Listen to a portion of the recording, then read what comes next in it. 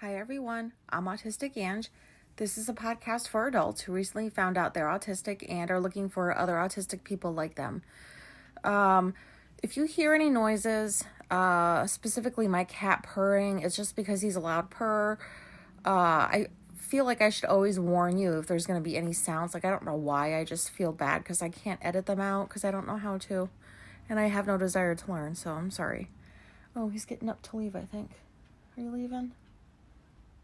Nope, you're just moving. So before I get into today's topic, I forgot to mention the post office job I had in my last episode about employment. I don't know how the hell I forgot to mention this. Because it was not a good job. So this was when I had mentioned, for those of you who had listened to the last one, I talked about getting laid off after being at one of the jobs for 6 months. And between that job and my last counseling job, my neighbor / landlord at the time / she's family now, she had made a career, like she was retired from the post office, so she knew a lot of people, and she kind of had an in, so all I had to do was pass the test and I could have that job, because like I don't know why it was so hard to find employment, during those months, and I needed something, and unemployment benefits were running out. So I think it was a summer hire job.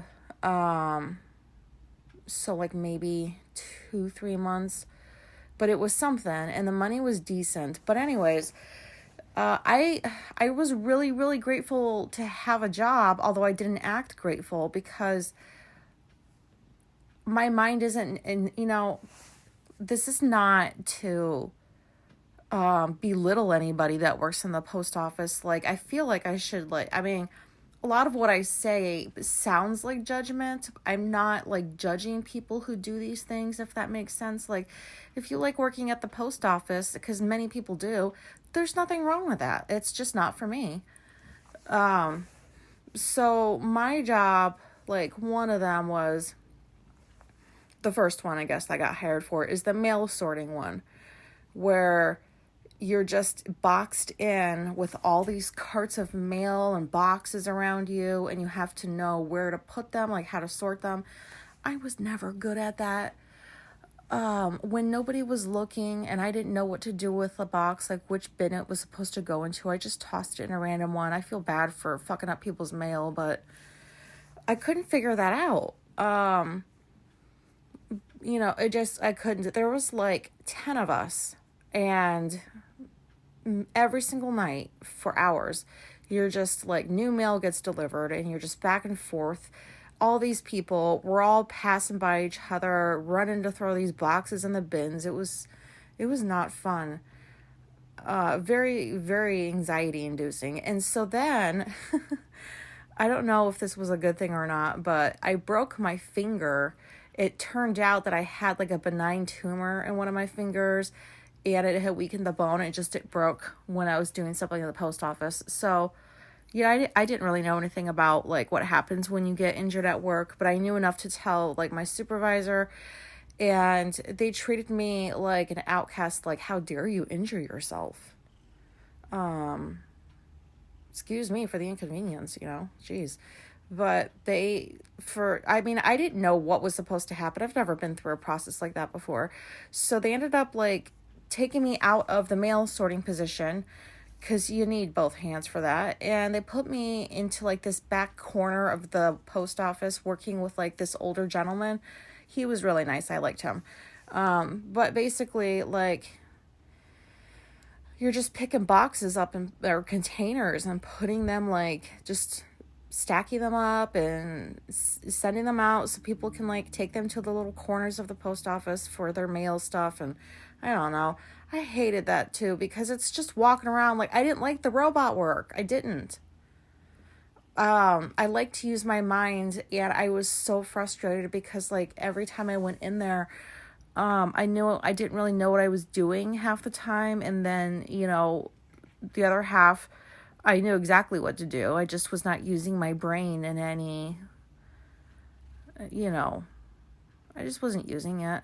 And that made me mad because I felt like a robot. I didn't want to do that kind of work. And then I was like, well, just be grateful that you have a job. And it was a messed up time, like very messed up. I did a whole claim thing because this attorney that only does like, he's like one of like a handful, I guess, at the time. I don't know what it's like now, but he was only one of a handful that like took on cases like, post office wise. And he only took on cases that he was sure he was going to get a lot of money out of. Well, do you know how much money he got out of? Like, this dragged on afterwards, like 3 years. I had to go get paperwork from the surgery that I did on my finger. I had to remember who the doctor was. Like, this, like, a lot of time had passed. I don't remember that stuff. Then I had to go track down, like, how come you don't have these records in this area? Like, why do I have to go call this other department, like, to get records about this that should be in your department? It was just a runaround. It was just running around, collecting this paperwork to fax to the attorney. And in the end, I didn't even get $300. Like, what the fuck? That was bullshit. He was like, oh yeah, we're going to get all this money. That's what it sounded like. And I'm like, $300? And then, I finally got the letter from him. Like, yeah, we're going to go ahead and drop this case. Like, yeah, no shit. Do you even know what you're doing? I don't know. But they treated me like shit at the post office. I just needed to get that out because that was a nightmare job. It was the worst. It was, I say everything's the worst, but like, when I'm going through them, it's definitely the worst. But yeah, that's all I gotta say about that. I'm never gonna be working for the post office again. I don't think they probably got like a picture with like a slash, like a X or something over my face. Like, don't hire this person again. But anyways, today I wanted to talk about how it's felt being different my entire life, pre and post autism self-identification. I don't know. I have a lot to say about this because it's like, this is like what we experience. I haven't met a whole lot of autistic people yet. I'd like to. But the ones that I have and have heard from on like their podcasts or like from their books, it's always I feel like I don't belong here. Or what is wrong with me? Why can't I fit in? Why don't people ever like me? Who doesn't have that if they're autistic? I mean, that's why we get treated like crap. We're very different. We don't mean to be, but anyways, I wanted to just chat about that because I know that there's people out there that can relate. So I'll break this up into a few different categories. And I'll start with school first. So in kindergarten, I preferred to play by myself. Who really remembers a lot from kindergarten? I just remember being in the classroom and like playing by myself in the corner, and I was completely content. But I remembered like the teacher kept coming over like wanting me to try to go play with the other kids, and I didn't want to. So I guess I started pretty young. And I never made friends easily. I usually ended up gravitating toward the quiet kids, or the ones that were like, I could see were blatantly like the outcasts. They were bullied and stuff. Like, I would always gravitate toward them because like they were my people. In Hawaii, I went to a Catholic school for junior high for a couple years. I think I mentioned that before. Just because like the area, I guess the public schools weren't very safe. So my parents put me in a Catholic school, and we weren't even practicing Catholics. And boy, did that suck. You had to wear this uniform, white shoes. The shoes couldn't have any color on them, like maybe a little bit of black or gray, but like definitely no red, because like they would think that's the sign of the devil. I remember thinking, like, really? Like, how dumb. You think that, like, having the color red on your shoes signifies the devil in some way? I never got that. That was stupid. And then you had to wear these khaki shorts and this, like, navy blue polo type shirt. Everybody wore the same shit. I hated that. It was so uncomfortable. And I questioned religion like you wouldn't believe. Like, none of the teachers liked me. I had all these questions. I was very, like, inquisitive. I wanted to know about different things. I wasn't trying to be a dick. I was just a kid trying to, like, learn. And they did not like that I was questioning stuff about religion, I guess. So that was, school there was not fun. I ate lunch by myself most of the time. I would just, like, wait and hope that recess would just get over with quickly, because, like, nobody really liked me, I guess. I didn't know how to make friends. And there were a couple of people there too that I had gravitated toward, but, like, the school was so big, we didn't always have lunch together, because, like, different periods went at different times, I don't know. But, like, so a lot of the time I still had to spend by myself because, like, the couple of friends I made were, like, having lunch at a different time. Yeah, I didn't like that. And then we moved back to Japan for high school. And so the bullying, I don't know if it's any different now. I don't know. But, like, the bullying in a military school is very weird. It's usually had to do with, like, I don't know how kids figured out the whole rank system in the military. Like, why did we even care about that? Like, how do people know about that? I don't know. Like, you're going around, like, kids would go around, for example, you would have, like, a colonel's kid or, a general's kid or something. Like, they were untouchable in school just because of, like, their parents' rank. And so they would pick on some of the kids that they didn't like because their parents had, like, lower rank. Does that make sense? It was the dumbest fucking thing. And I remember thinking that too. Like, what does our parents' rank have anything the fuck to do with why you're bullying me? Or, like, is that really a huge factor? I guess it was an excuse because, what, people find all kinds of reasons to bully other people. But that's what it was like on the military base. It's like, oh, your dad's just a staff sergeant. Yeah, mine's chief. So who cares? Why? Who cares? It's so stupid. But yeah, I mean, like, I was bullied. I mean, I wasn't, like, bullied, like, pushed around or physically or anything like that. It wasn't always, like, to my face, verbal bullshit. But, you know what it feels like to be excluded. And you know what those looks are from other kids. And I was apparently too opinionated and blunt and, whatever. And then there's college, which I was several years older than a lot of the kids that went to college with me because I didn't go until after I got out of the military. So I didn't go at, like, the age of, like, 18, 19, where a lot of people still really don't know what they want to do. They haven't figured out life yet.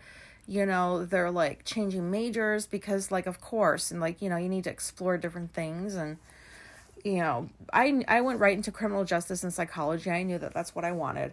But, like, in college, I always felt more comfortable talking to the professors than the other students. Because the other students were pretty immature. And, yeah, I'm very judgy. I didn't like immaturity. And that was at a community college. And then when I transferred to, like, a SUNY 4-year college, they were actually, like, they were around the same age as, the ones I had just left. But they were way more mature. It was like, wow, the standards for this college are really, like, up there. Because these kids just studied all the time. They walked around quietly on campus. They were my kind of people. I was like, this is great. Nobody like is looking at me. I don't have to feel weird for sitting by myself. Like, That was really the only good experience I had with college.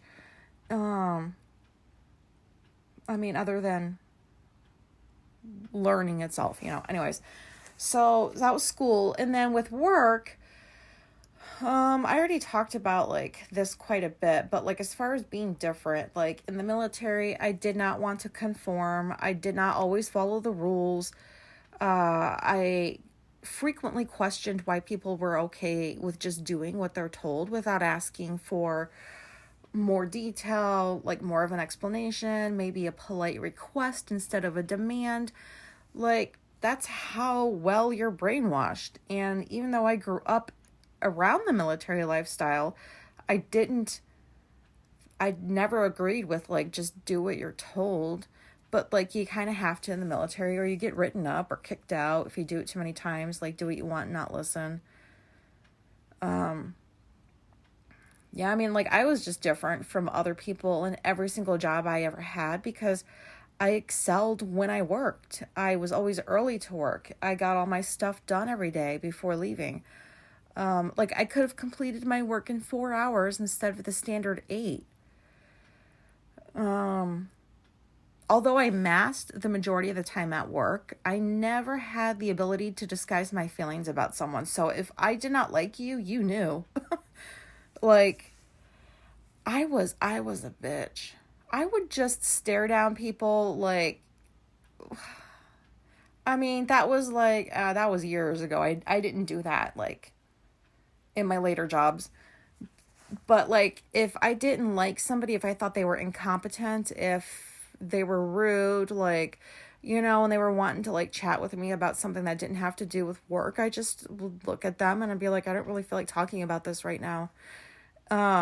So like that was definitely not appreciated by people, but I couldn't bring myself to sit there. Like, I do enough pretending to interact socially, like in all kinds of situations. I didn't want to have to also do that at the place where I was paid to work.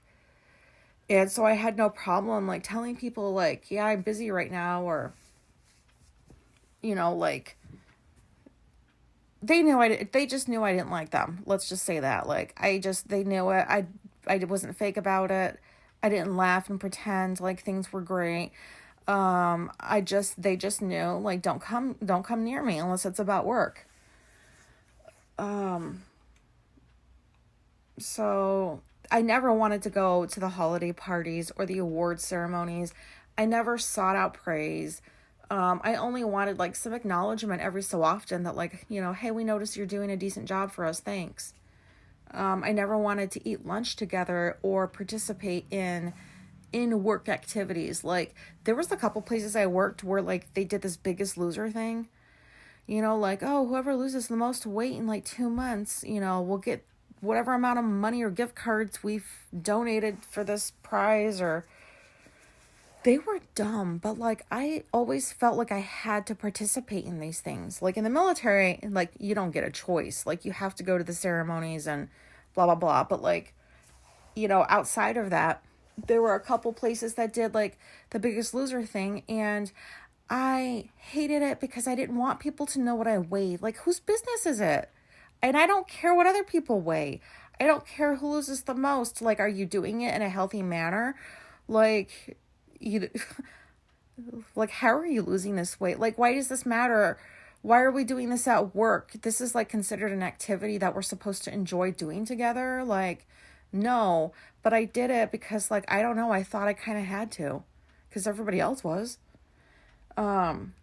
And that was like before I got more bold with like saying, no, I'm not going. That was like earlier on, and I just hated that stuff, or like during lunch, like they'd be like, okay, you can go upstairs and like we've got a little yoga thing going on, or like, some of us are gonna go take a little hike around the area, and I would get invited to these things, and I definitely said no because I don't want to do yoga. I don't feel like bringing clothes to change into and at work for a 20-minute thing. And I have this condition where like I just sweat excessively. It doesn't take much.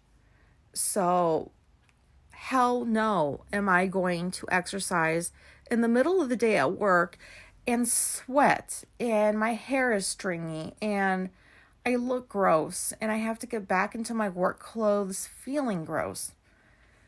I hope people can relate to that. Why? Why would people want to do that? I don't know. I know they like to socialize, but why are you doing this whole big thing like at work in the middle of the day? Like lunch break is for lunch break. Which PS, like I also did not like eating lunch with people, but I did it until I didn't. I have this thing about like I don't like eating in front of people because like I'm a messy eater. And when I'm eating in public, like I have to be polite and stuff. I can't just eat I don't shove shit in my mouth. I'm not like that bad, but you have to have etiquette because other people are around. And then I have like misophonia. I think that's the name for it. Like I despise hearing people chew anything, gum, almonds, a pie, like anything that goes into your mouth that you're gulping or you're eating is gross. It sounds gross. Like I can't take it. Oh God. And I just stopped going one day. I just stopped. Cause like in my last job, we had the little break room. There was enough to get like 10 or 12 people in there around the table for lunch. And you can just imagine the nightmare that was, having to be around all those people. And so then I realized one day, like, you know what? I don't really have to be here. And I was at the point where I was starting to get sick of I was just so tired of masking, even though I didn't realize that's what I was doing. And so like my more authentic self, I guess, was coming out more. And so like people were like, why don't you eat lunch with us anymore? And I'm like, because I would rather work. It only takes me 5 minutes to eat what I brought because I don't want to spend too much time on that because I like to get my stuff done so I can leave. Like I liked working through lunch. It didn't bother me. But, like you're made to feel like you're a weirdo when you don't do the things that other people do. And I never felt like I fit in anywhere. Not in any job that I ever had did I feel like, yep, I'm accepted. I fit in here. Nope. No, that was not the case. How about family? Like, if I didn't look like my family, I'd for sure think I was adopted. Like I always got into trouble over my brother, even though he did the worst shit. I was always yelled at by, and my parents even asked me at one point, like, what was wrong with me because I didn't have friends. Like, I mean, I did always have like a close friend or two, but I didn't often want to do things with them because I preferred my own company. And looking back, they were a lot like me, so they likely were autistic. Like, there's a good chance they were. But yeah. I've felt like an outsider in my family my entire life. Like, I'll get into that. I'm not ready to talk about that quite yet because I have cut my family out of my life. So I'm going to save that for a day when I feel I'm up to talking about that. But like, generally, I just felt like an outsider growing up in my own damn family. I just never felt like I was like them. I always felt like I was different. I was treated differently. My brother, he just was treated like he could do no wrong, which is probably why he's a narcissist now. But, I was the older kid and I didn't even get to drive first. He did. I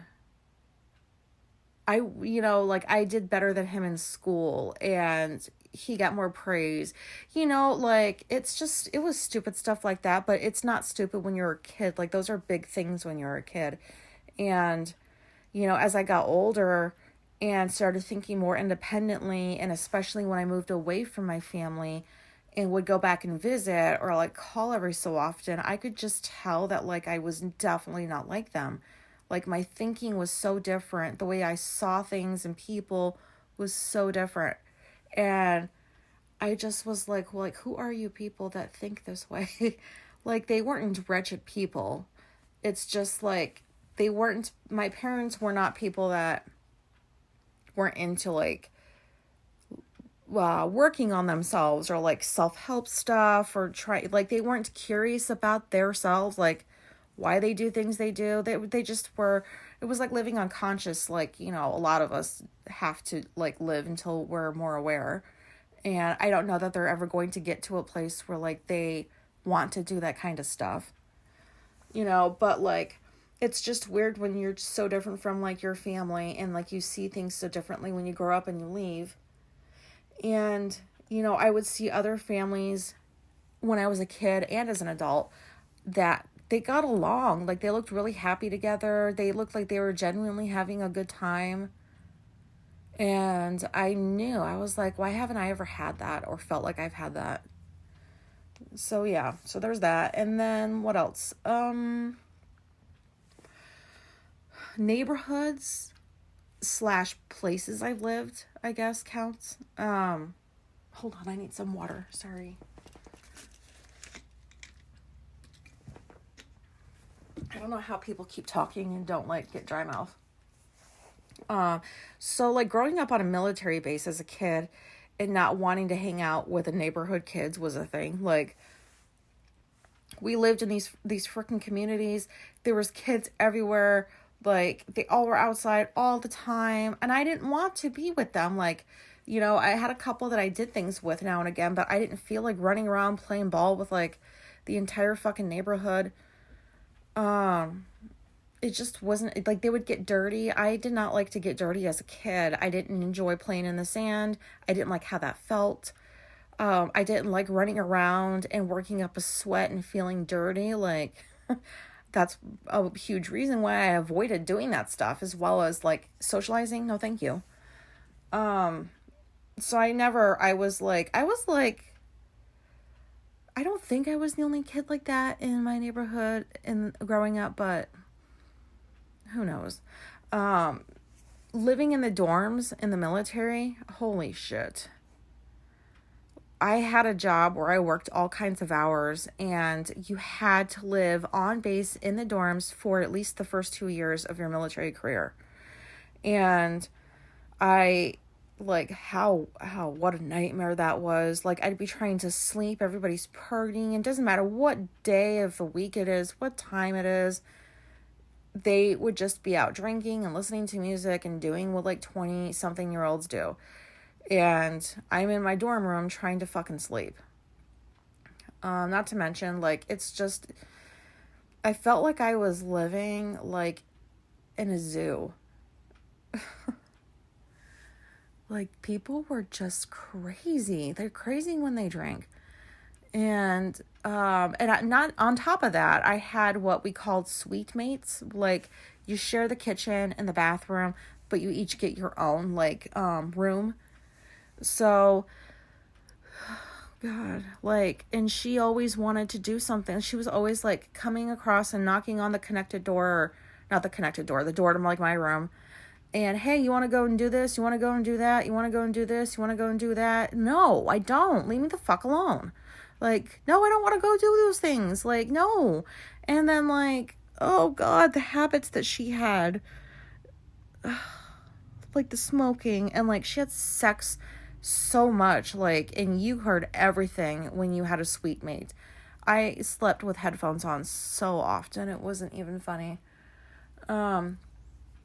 Yeah, I don't know, like, I didn't meet anybody in my set at the dorms that was like me. They all seemed to want to go out and party and just be stupid, and they didn't seem very serious about their jobs, and that was odd to me.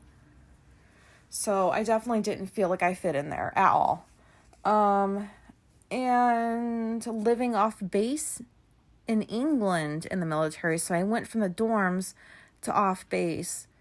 And by the way, those 2 mandatory years you had to live in the dorms, I was able to get it down to like 1 because I was legitimately like not being able to sleep. And, you know, if you're a shift worker, you get priority. So like I at least only had to experience 1 year of that. So then like I move off base and I get like my own house, and I learn that the closer, how do I say this? Like Americans were not very well liked where I was at in England. So the closer you were to the military base, the more you were not liked. But if you went like a couple of hours away to like some other part of England, you were like a celebrity. I don't know what that was all about. But yeah, like it wasn't, I don't want to say it was unsafe living off base, because it wasn't, but I definitely felt like an outcast, because like I was the only American living in my neighborhood, and they saw me in my BDUs and my uniform, and they knew I was military, and like I just got looks from people. Like going to the local shops was awkward, because like, you talk and they realize you're American, and then you're hoping you don't get a dirty look. It was just, I never understood that. And I was never rude to anybody. I just didn't understand why, just because somebody's different, you would treat them poorly. I mean, I know why people do that now, but I was pretty naive back then. And then let's see. Living in New York for the first time, I did not feel like I fit in, at all. I felt like I was in a different country, which I kind of was, because I never grew up in the States. I grew up overseas. I mean, Hawaii for 3 years, but that's still kind of overseas, kind of. I don't know. I mean, I know it's a state. Anyways, but living in New York for the first time, whoa, did I feel like I was an outcast. It's just very different from living in the military. And for those of you that are veterans or that are currently in the military, you probably know what I mean. It's just such a different way of living. And I don't know even how to describe this. Yeah, I don't know. My mind's not working properly. I mean, I can describe like where I live in New York now, like the town I live in now. Like I don't really feel like I fit in. I don't know, like we're not the same as a lot of the people that live around here, which, not that I want to be the same, but oh God, this is like going nowhere right now. It's hard to describe, like, but I just know that, like, I don't really fit in here. But, like, the neighbors, they treat me just fine. They're not mean to me or anything, but I know we're unconventional. Like, we're two women living in a predominantly white neighborhood. I'm guessing at least half of the people on the street are Republicans, and I'm fairly sure that's a good guess based on some of the stuff I've seen and behaviors from them. And anyways, but I don't know. We're just not we're different. I don't know how else to. I'll just move on, because I'm not even talking normally right now. Maybe I'll come back to this down the road. I don't know. And then social events, I never feel like I fit in. I just don't like people. I always look for a pet whenever possible. And I didn't find fun what other people did at these events. Like, no, I don't want to drink in front of my coworkers and act like a fucking idiot and then show up on Monday, like, with regret written all over my face. Like, no, I'm not doing that. So no, I'm not going to drink with my coworkers. Like, no. That was so weird to me. And like, how, like, people would just go and have like a normal house party. I know they're normal, like, that's what people do in their 20s, but I would get invited. I don't know why I went, but I did, and I hated it every single time because there were so many people. It was so loud. The music wasn't even that good. Like, the music usually sucked. I usually couldn't find, like, not even a cat, like, to hang out with, or a fucking fish. Like, I'd go sit by a fishbowl. I don't care. But like, it was the worst. And I would just feel like, wow, what are these people doing? Like, they are acting like complete idiots. And like, but am I the idiot? Because like, I'm not acting like them. Like, I'm the only one not acting the same. And so, geez. And then, you just start questioning, like, what the fuck's wrong with me? Because like other people make you feel like there's something wrong with you, and you have thoughts of like, why am I different? Why are other people so different from me? So social events, to this day, I do not like. I just don't like them.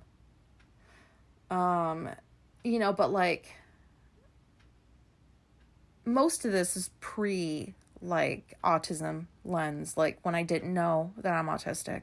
Now that I do know, how I feel about fitting in now is 50% less important to me than it was before I found out I'm autistic. And I think that number is going down just a little bit every single day because, it's like when I first found out I'm autistic, I had this month of like questioning myself and what was real and what wasn't, and is this autistic, or am I just doing this now because I know I'm autistic, or have I always done this way? Have I always been this inquisitive? Like, just what's real, what's not, that kind of stuff. And, there was like a good week where like, I wasn't really like, I don't know how to explain it other than to say, I was like, I wanted to take a revenge, like on all the ordinary people that made me feel like I was fucking weird my whole life. Because I went almost 40 years not knowing this about myself. And now that I know this, and I've spent so long trying to hide who I really am, and so long having conflict and being in turmoil with other people, mostly at work, I actually do feel like I belong now. I'm not in every single like scenario, but just in life in general, I no longer feel like I'm not part of this planet. Like, I'm not a mistake. Like, I don't have those thoughts anymore because I know I fit in. I know that you guys are out there listening. I've found some of you in your podcasts and their books, and, there's a community. There's people like me. And I never knew that people like me existed. I never had really come across them, I didn't think, And so now, like, some of the stuff that I've been masking, I stopped doing it. I stopped, like, I care less about, like, how I'm viewed, or, like, my behaviors, or, like, my meltdowns. Those are still embarrassing, and I still keep those inside so that other people don't see them, but, like, at least I know what they are now. I don't know. I think I'm rambling. I don't even know if any of that made sense, but I just like now that I know I'm autistic, I just feel way better. I don't have to go to these social events anymore. Like, if I don't want to, I don't have to. Like, I don't know why I thought I did.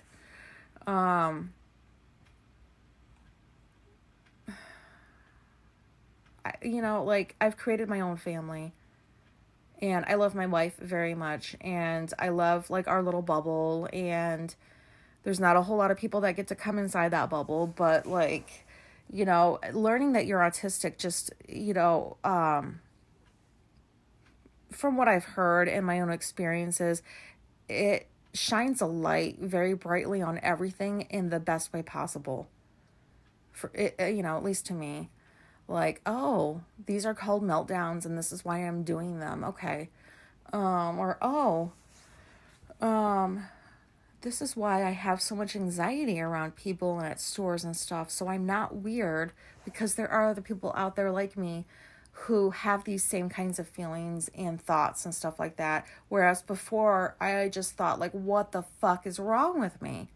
Like, I was so self-obsessed, I guess. I don't know. Maybe I still am. I don't know. I just like to learn. And I'm always like, if there's something about myself I don't understand, I work and I work and I work until I figure out what that is. And so I feel like I fit in now. It's a nice feeling. I hope you guys can relate to that in some way and have had that feeling.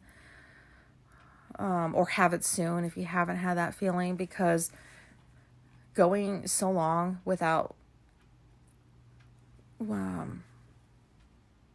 just without thinking, like, just with, it got to the point, like, sometimes where I was suicidal, and I'm not going to go into, like, that whole thing, or, it's not like, it wasn't like I never got, well, never mind. I'm just babbling right now and I'm having a hard time communicating because like words are not making sense. But like you get to a point where it's just, you've been bullied so often, you've been made to feel like shit so often, you've been an outcast for so long that you think that like, why am I even here? Like every day it's painful going through the world, not feeling like you fit in, the world just not being set up for you the way it is for ordinary people. And, it had gotten pretty, I was suicidal a few times, I'm not going to lie. I'm not anymore. Like, that's years and years ago. But that's how bad it was. And I'm really grateful that I have this newfound awareness and that I'm not going through life blind anymore, It's just nice. Anyways, I think I'm just going to end it here because, like, I've babbled and I don't even know if anybody's clicked off yet. And, hopefully, because, I don't think that, I don't even know if this episode made sense. I hope it did. But the point of the episode was just to, like, hopefully, like, somebody out there doesn't feel so alone. Most of us autistics have felt like outcasts our entire lives. So, like, now that, like, we have ourselves, we have this community, and we can come together and validate each other and go through life with a different perspective now. Anyways, that's all I've got. This was just me recording into an app on my phone, hoping people find me and listen and relate and hopefully have a similar experience to what I did when I heard myself on somebody else's podcast for the first time. And I don't feel so alone anymore, and I hope you don't either. So thanks for listening, and goodbye.